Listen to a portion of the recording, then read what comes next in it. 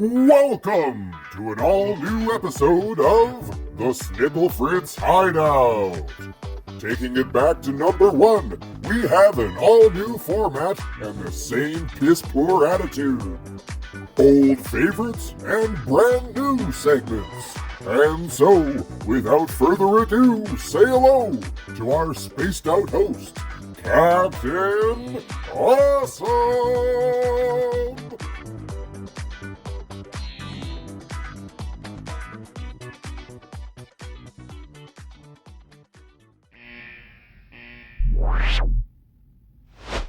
Well, hello, and welcome to the first episode of the Redux Snicklefritz HideOut. This is basically just going to be an episodic series covering everything from news and entertainment to pop culture and weird science, or just funny shit I find on the internet. Without further ado, let's get started on episode 1.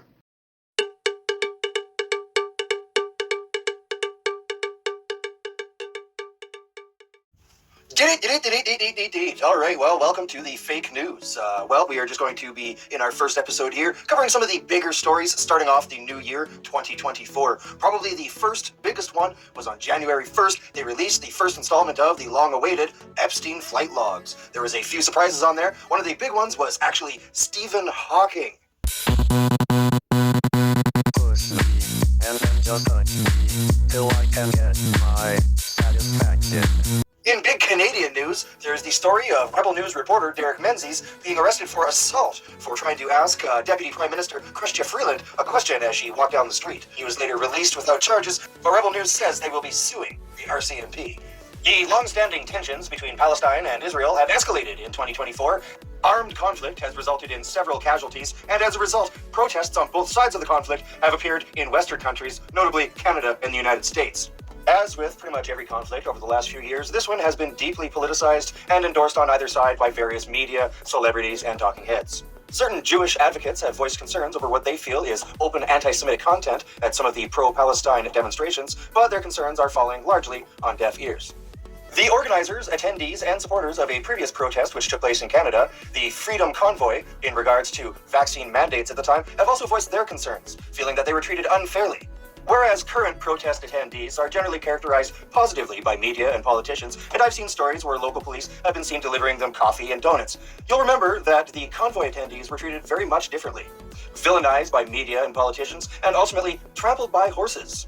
Regardless, their concerns are being treated with the same indifference. With media now shifting attention away from the conflict in Ukraine, President Zelensky visited several countries, making sure that they knew that he still needs money too. His cousin wants to buy a boat. In what the fuck news, in BC, politicians are lobbying to make fentanyl available to minor children with the caveat that the parents don't have to know or be informed in any way. In federal government news, the newly appointed executive director of communications immediately scrubbed his personal social media and blocked most Canadians. Several New York schools have been closed so that the rising numbers of illegal immigrants might be housed. In Make Canada Look Kinda Stupid news, the Trudeau government has ensured that tampons will be made available in the male washrooms at all federal and military facilities. These are just a few of the many stories taking shape in the new year, and I'll be sure to keep you informed. If you shave your cooch, but not your booty hole, is that the same as a mullet? Welcome to the first episode of the Xenobiology Database. This is a segment where I will describe a particular sentient or non-sentient alien species for your education and, hopefully, entertainment.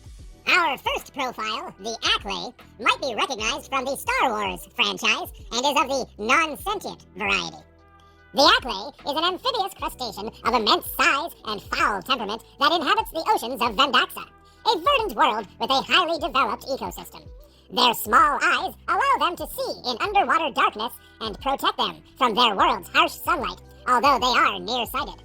They have massive, sharp pincer claws that easily slice and stab at prey.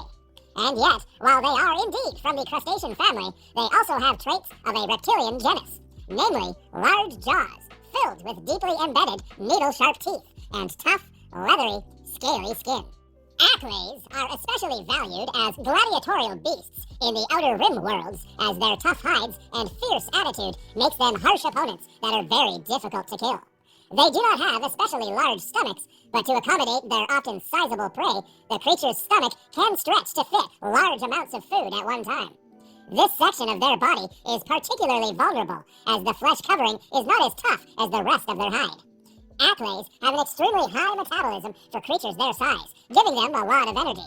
But they starve quickly, if not fed, frequently throughout the day. In gladiatorial environments, this can prompt them to have an appetite for many unfortunate arena victims, and it also makes their upkeep expensive for owners, who must frequently run them in the arena to satiate their appetites.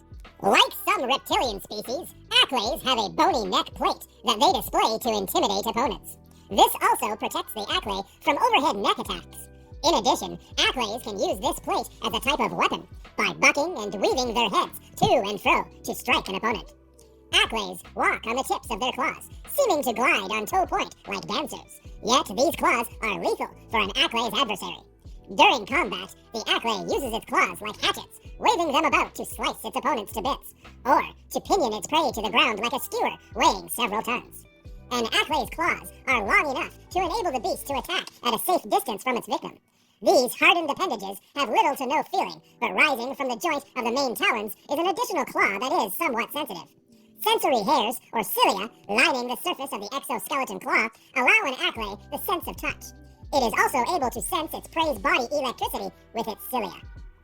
In their native habitat, these ferocious creatures hunt the plains during the day for the leathery-shelled lemni, which, being nocturnal, are usually asleep in their dens.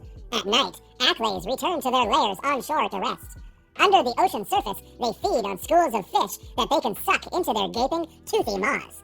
On Geonosis, acklays have only one natural predator, the murdeff. Enormous carnivores larger than star freighters, murdeffs are armored insects with hundreds of small legs and masses of barbed tentacles that emerge from underneath their heads. Slow-moving creatures, murdeffs often attack acklay dens, trapping the acklays inside and eating them. While the acklay is originally from Vendaxa, the species also has a thriving population on Geonosis.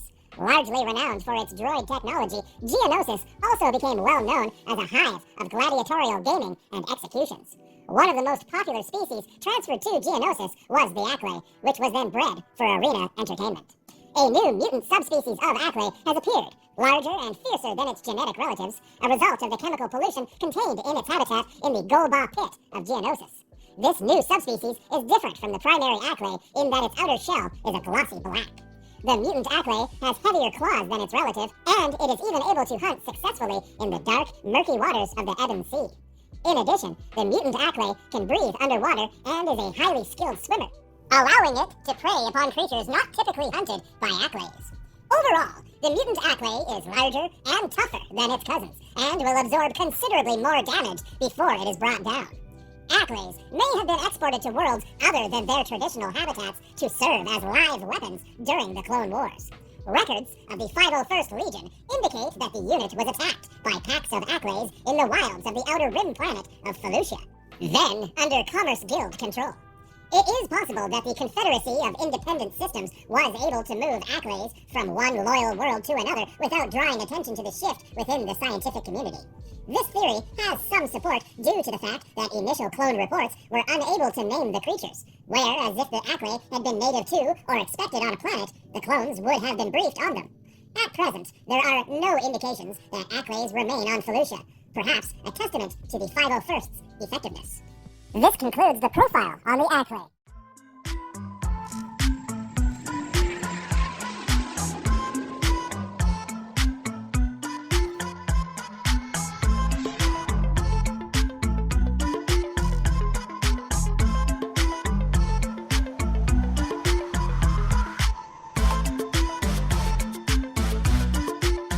Well, as some of you may or may not know, I am the owner, sole proprietor, and employee of the Snicklefritz HideOut salvage and courier services. And I'm actually just out in the middle of a job right now. I'm just on my way to do my pickup.